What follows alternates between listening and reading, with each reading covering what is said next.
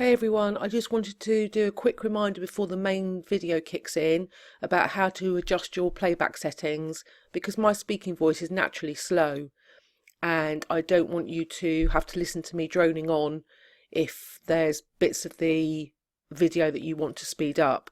So this is a video of a painting I did last year.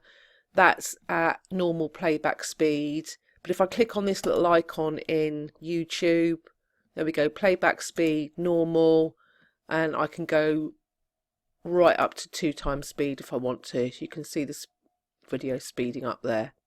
And that will also speed up my voice if I was speaking.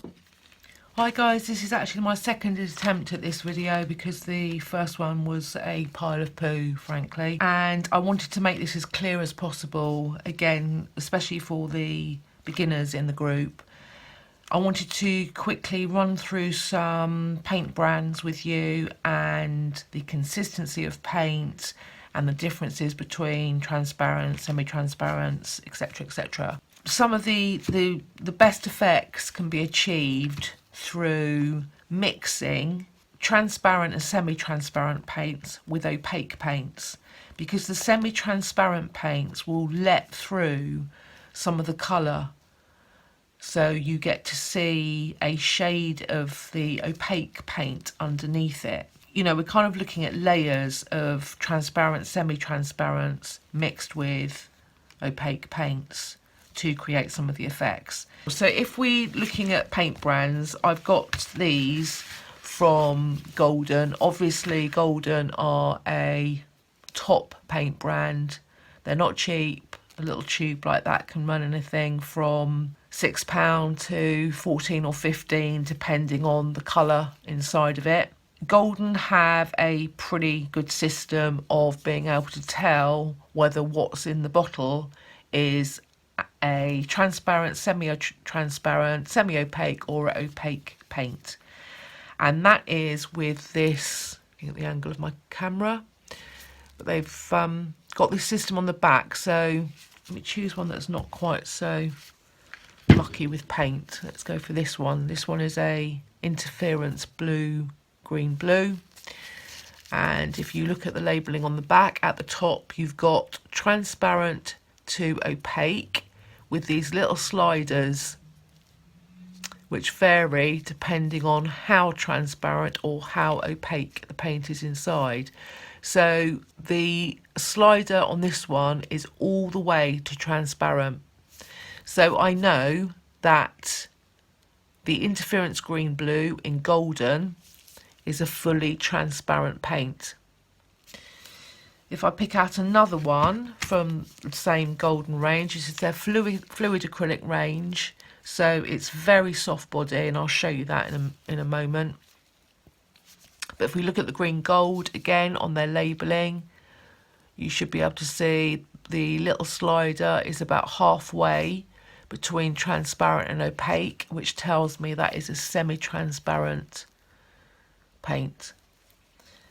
So while we're on all of this, this is a Viridian green hue. And this pains me, trust me, I'm crying inside at the moment that I'm about to having to waste a drop of this. But anyway, I just want to demonstrate. There we go. It's already happened. So this is this is from their fluid acrylic range. They've got lots of different consistencies of paint. I use their regular paint. I want to say hard body. It's not called hard body. I'll go and find a tube in a minute and let you know. But anyway, so this will literally flow straight out of the tube. There we go, a drop of that. That's all you get, because that's precious nectar. But it just gives you an idea of how fluid the paint is. So if we take another brand, Amsterdam is another really good brand, and again they've got a really clear labelling system so that you can tell really easily what transparency the paint is, and it's on their labels, and it's this little box here. So this little box is half filled in which tells me that that is a semi-transparent paint. If it was fully transparent, let's find one which is fully transparent in the Amsterdam. That is, so this one, this semi-transparent, is the greenish yellow. This is their zinc white, and you can see that that box isn't coloured in at all. So I know that this is a completely transparent white. If we look at another one by Amsterdam, this is the Paro Red, and again this is semi-transparent. I don't think I've grabbed a fully opaque Amsterdam, I haven't, but let's just take a look. This is their standard series, which is fine for paint pouring. You can see that that's, although that's still quite a soft to medium body, it's much thicker than the golden fluid we just looked at. And yeah, you can see there it's clinging on to my pouring stick. So that's not going to be as easy to mix as that lovely fluid, but it's not going to be, we're not going to be stirring it for hours on end to get the consistency we want. So that's the Amsterdam standard. Another brand that I use a lot that I like is the System 3 by Rowney. These are really highly pigmented paints for, you know, they're considered student paints, but they're a reasonable price. They're really highly pigmented.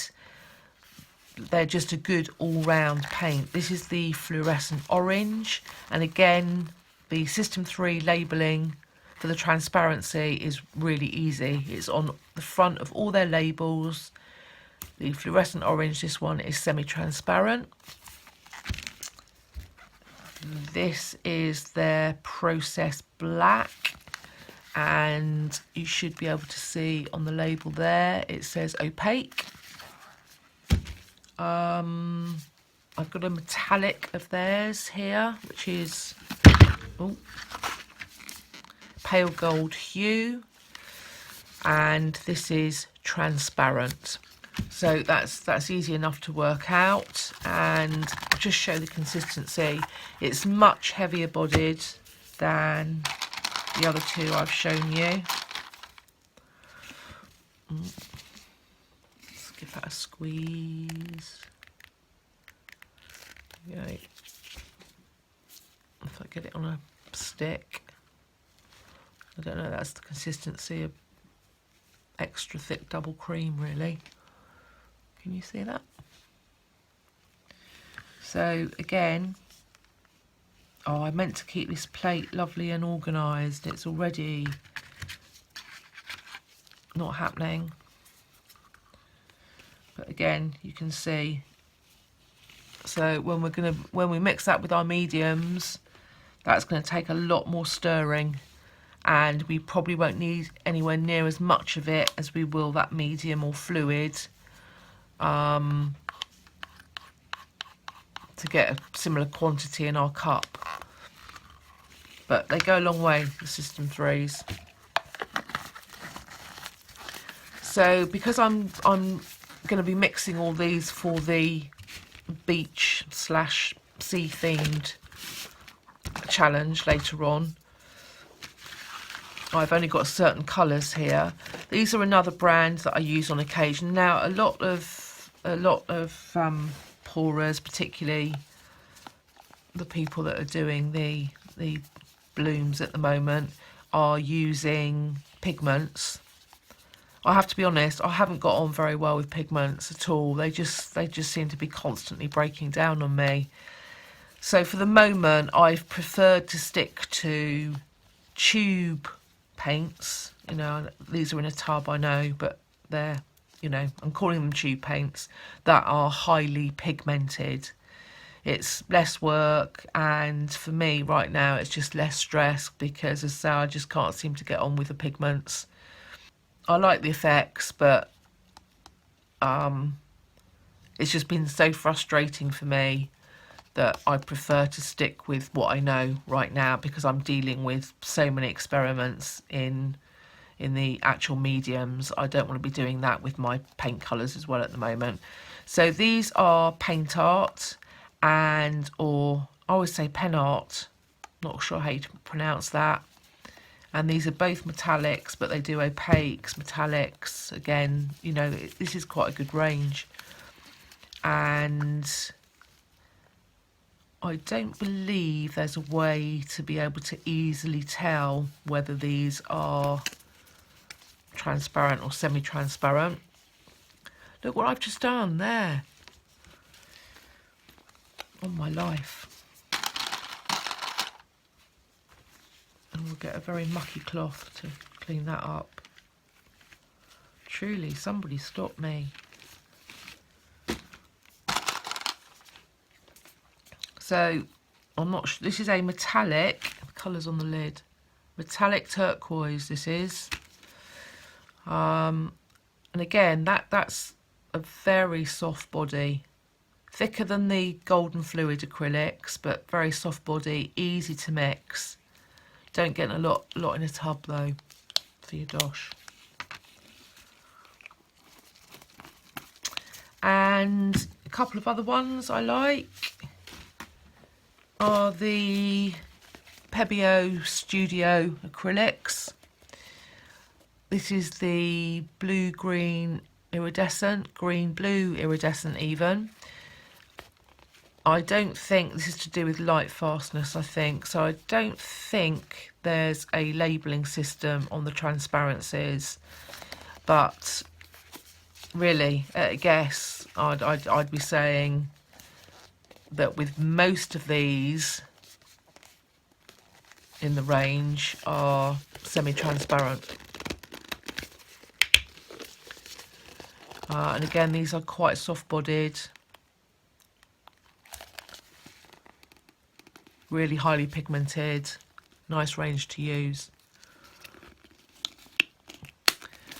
If they are transparent, I'm just looking at some on a shelf I've got up there. So this, again, still in the Studio Acrylics. Whether they're transparent will actually be down here. I can see a few up there right now that are saying transparent. I'd go and grab one, but I'd have to unmic myself, so you're gonna have to take my word for it. Transparent would be down there on the ones that are completely transparent. I use metallics quite a lot. You need to give this a good shake before you use them. This is the Deco Art Extreme Sheen, and I know that with the Deco Art, and I'm reading this in some of the groups at the moment, that, you know, they're produced as crafters paints, and there's some argument over the quality of them. I like them. I think that this Extreme Sheen as well, these ones seem to get the job done, and they come in a really good range of different metallics. I haven't used an awful lot of their, you know, the normal Deco Art paints, but certainly this Extreme Sheen stuff seems to be very nice. No way to tell on there what just having a quick look about the transparency though. But again, with a metallic, that's likely to be semi-transparent or transparent. Colour shift, that's another good one. That's by Folk Art, and yeah, this is a metallic again. Not a million miles away from the Pebeo one. Have a look, that's a soft body. Has that got a transparency guide for dummies, which would be me on the back?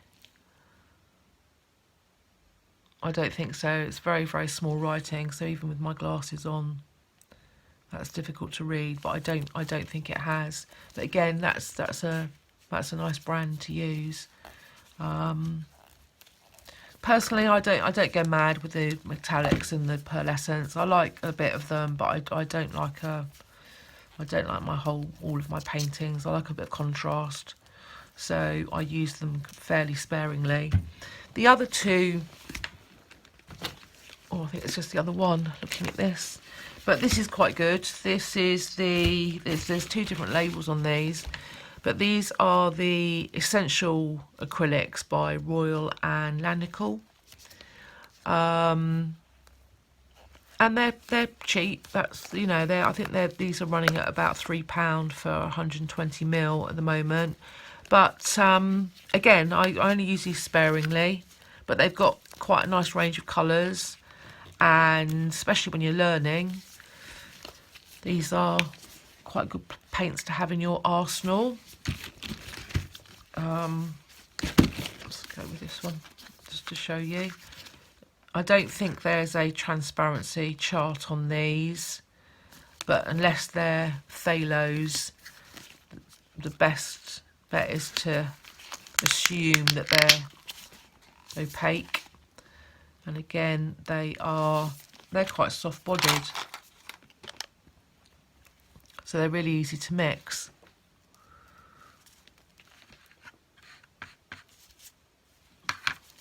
I'm all for saving a bit of time and effort.